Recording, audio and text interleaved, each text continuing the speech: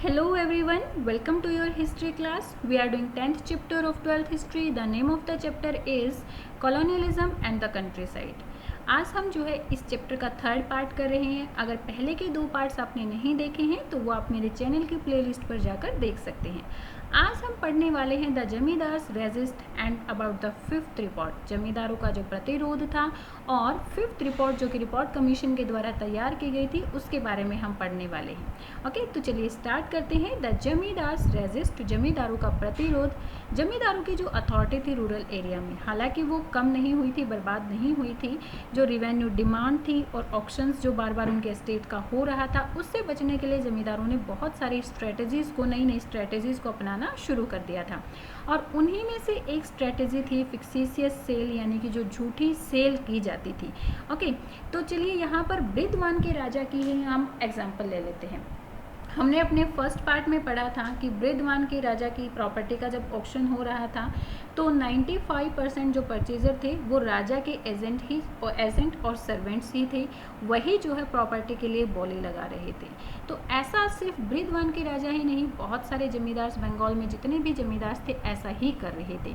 यहाँ पर अगर हम बृद्धवान के राजा के बारे में देखें तो उन्होंने क्या किया, अपनी जमींदारी का कुछ हिस्सा अपनी मदर के नाम करवा दिया, क्योंकि कंपनी ने ये डिक्लेयर किया था कि जो लैंड विमेन के नाम पर है उसको नहीं लिया जाएगा.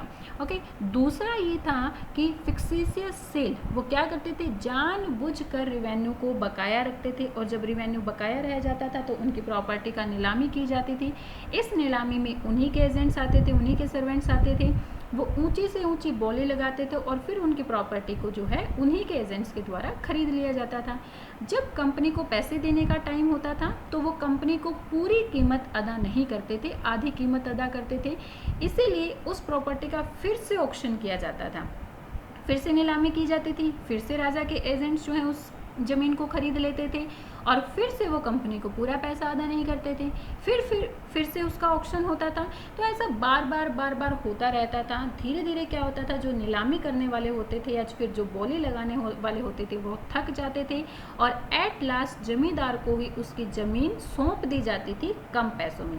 सो ये दो तरीके अपनाए जाते थे जमींदारों के द्वारा अपनी जमींदारी को बचाने के लिए, अपनी ज़मीन को बचाने के लिए. और भी कई तरीके थे, जैसे कि वैसे तो कोई भी नया एजेंट्स जो है ज़मीन को ख़रीदता नहीं था, लेकिन अगर बाय चांस नए एजेंट्स जो हैं ज़मीन को ख़रीद लेते थे तो जो ज़मींदार के जो लठैत होते थे वो उन्हें गांव से बाहर भगा देते थे.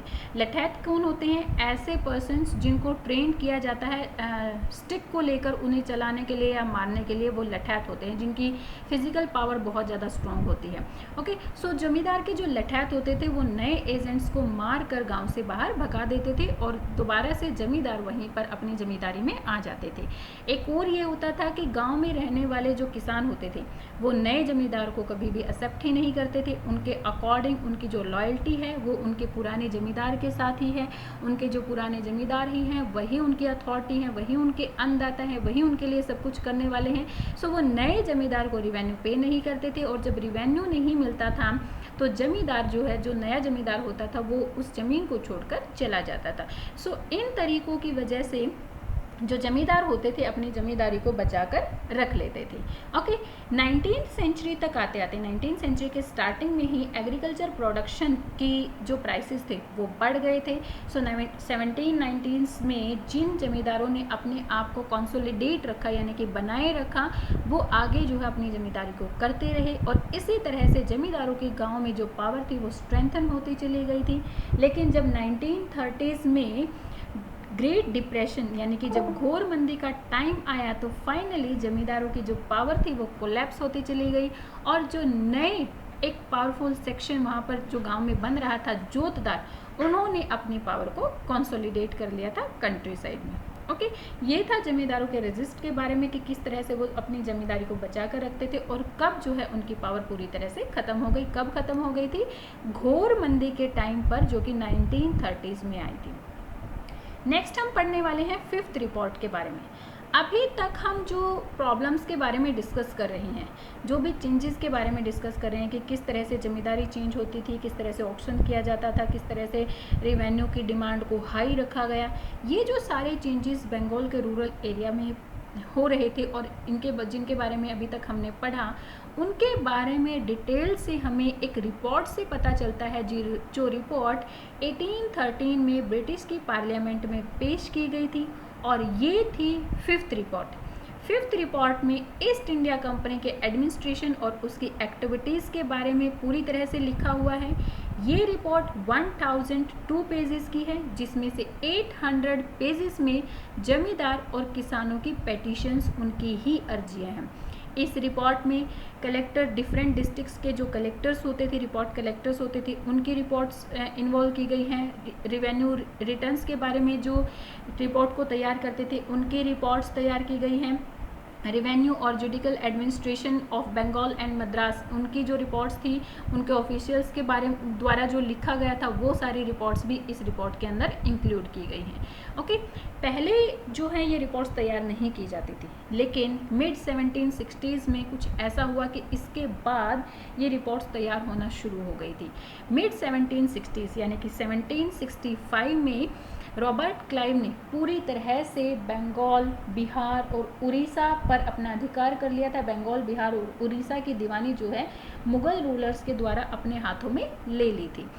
जब बंगाल पर पूरा अधिकार किया गया, तो ईस्ट इंडिया कंपनीज की एक्टिविटीज़ जो होती थी इंडिया में, उसमें उन सब एक्टिविटीज़ को इंग्लैंड में पूरी तरह से देखा गया, जांचा गया और उनके ऊपर बहस भी हुई थी, क्योंकि यहाँ पर ईस्ट इंडिया कंपनी ही अकेली ऐसी कंपनी थी जो व्यापार कर रही थी। मीन्स इंडिया में ईस्ट इंडिया कंपनी ही अकेली ऐसी कंपनी थी जो व्यापार कर रही थी। एक्चुअली 1600 में एक चार्टर तैयार किया गया था क्वीन एलिजाबेथ के द्वारा। उस चार्टर में लिखा हुआ था कि ईस्ट इंडिया कंपनी ही सिर्फ इंडिया में अपना व्यापार कर सकती है, ब्रिटेन की और कोई भी कंपनी इंडिया में व्यापार नहीं कर सकती है। लेकिन अब बहुत सारे ऐसे ट्रेडिंग ग्रुप्स बन रहे थे जो कि इंडिया में व्यापार करना चाहते थे, वो अपने नए बने हुए माल को इंडिया में बेचना चाहते थे, इसीलिए उन्होंने इस मोनोपोली के चार्टर का विरोध किया। ओके, अब इस विरोध के बाद ब्रिटिश पार्लियामेंट में इस मुद्दे को पूरी तरह से डिस्कस किया गया था। डिस्कस करने के बाद यहाँ पे एक एक्ट पास किया गया था। इस एक्ट के अकॉर्डिंग ईस्ट इंडिया कंपनी को अपनी हर एक रिपोर्ट जो है ब्रिटेन में भेजनी होती थी। अब इन रिपोर्ट्स को ध्यान से देखा जाता था, समझा जाता था, उनके ऊपर डिस्कस किया जाता था। ईस्ट इंडिया कंपनी के जो अधिकारी थे, उनके लालच को और उनके मेल एडमिनिस्ट्रेशन को जो न्यूज़पेपर थे उनमें पब्लिश किया जाता था और उनमें बताया भी जाता था। ठीक है, इन्हीं में से एक रिपोर्ट थी फिफ्थ रिपोर्ट, जो कि सेलेक्ट कमेटी द्वारा तैयार की गई थी। ये एक ऐसी रिपोर्ट थी जो ब्रिटेन पार्लियामेंट में एक डिबेट का मुद्दा बन गई थी। कंपनी का जो रूल हो रहा था इंडिया में, उसके ऊपर कि कंपनी इंडिया में किस तरह से रूल कर रही है, उसके ऊपर ब्रिटेन की पार्लियामेंट में ये एक मुद्दा बन गई थी। क्योंकि जो दूसरे ग्रुप थे, जो नई नई कंपनियां इमर्ज हो रही थी इंग्लैंड में, वो भी चाहती थी कि वो इंडिया में आकर व्यापार करें, लेकिन इंडिया और चाइना पर ईस्ट इंडिया कंपनी का ही एकाधिकार था, वही यहाँ पर व्यापार कर सकती थी।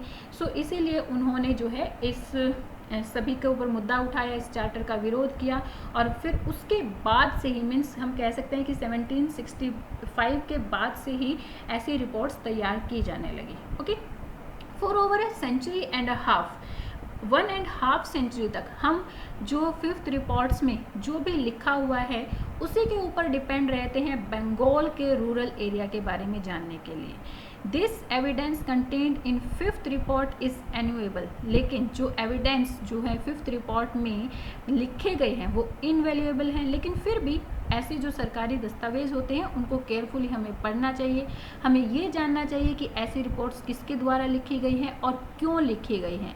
रिसेंट रिसर्चर्स ये पाते हैं कि जो भी इसमें एविडेंसेस हैं उनको हम सीधा एक्सेप्ट नहीं कर सकते हैं, उनको अनक्रिटिकली एक्सेप्ट नहीं कर सकते हैं, क्योंकि इसमें बहुत सारी ऐसी बातें हैं जिनसे सही एविडेंसेस नहीं मिल रहे हैं। इनके ऊपर क्रिटिसाइज किया जाना चाहिए, इनकी आलोचना की जानी चाहिए, इनके ऊपर वाद विवाद करना चाहिए, तभी जो है हम किसी एक रिजल्ट पर पहुंच सकते हैं। Okay, researchers have carefully examined the archives of various Bengal jamidars and the local records of the districts, write about the history of colonial rule in the rural Bengal।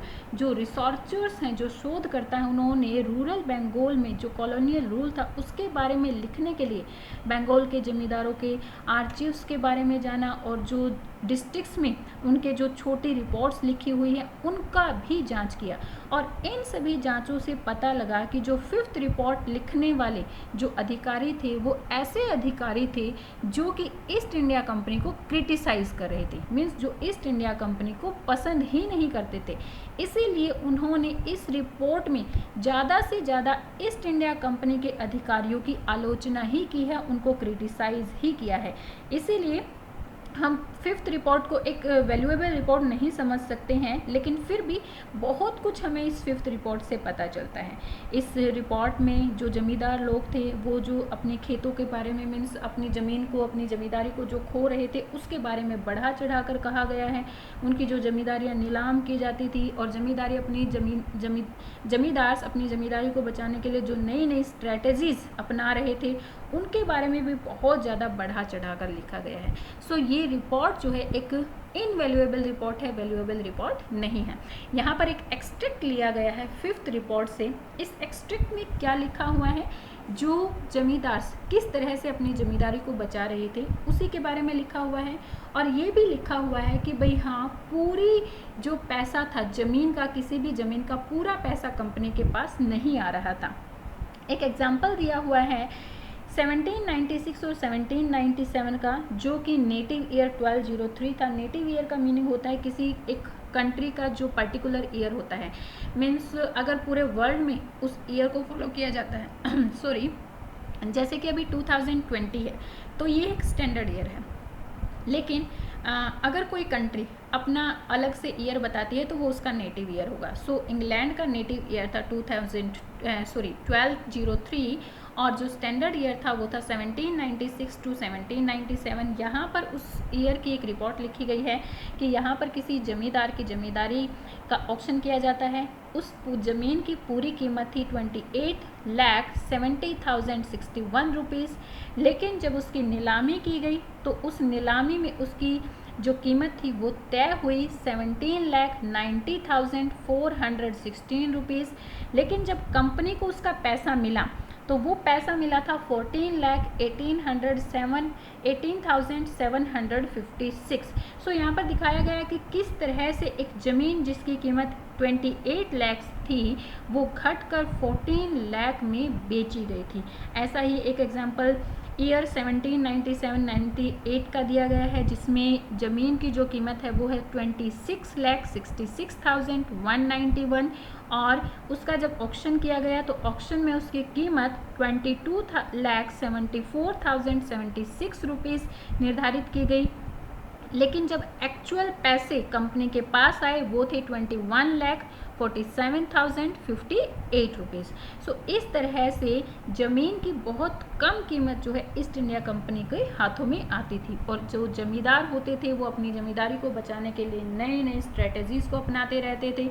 इस टाइम पर बहुत सारे ज़मींदार जो है बर्बाद हो रहे थे, वो गरीबी का सामना कर रहे थे, लेकिन फिर भी किसी न किसी तरीके से वो अपनी ज़मींदारी को बचाने की कोशिश कर रहे थे। सो आज हम यहीं तक करने वाले हैं। आई होप आपको सभी चीज़ें क्लियर हो गई होंगी जो भी हमने इस सेशन में किया है। आप मुझे कमेंट सेक्शन में ज़रूर बताएं कि आपको क्लियर हुई है या नहीं हुई है, और अगर मेरे सेशंस आपके लिए यूज़फुल हैं please give me a thumbs up, और अगर नहीं है, कोई कमी आपको लग रही है तो वो भी मुझे आप कमेंट सेक्शन में ज़रूर बताएं। अपने फ्रेंड्स के साथ ज़्यादा से ज़्यादा मेरे वीडियोस को शेयर करें और मेरे चैनल को सब्सक्राइब करें नई अपडेट्स के लिए। Okay, thank you, bye bye, keep learning.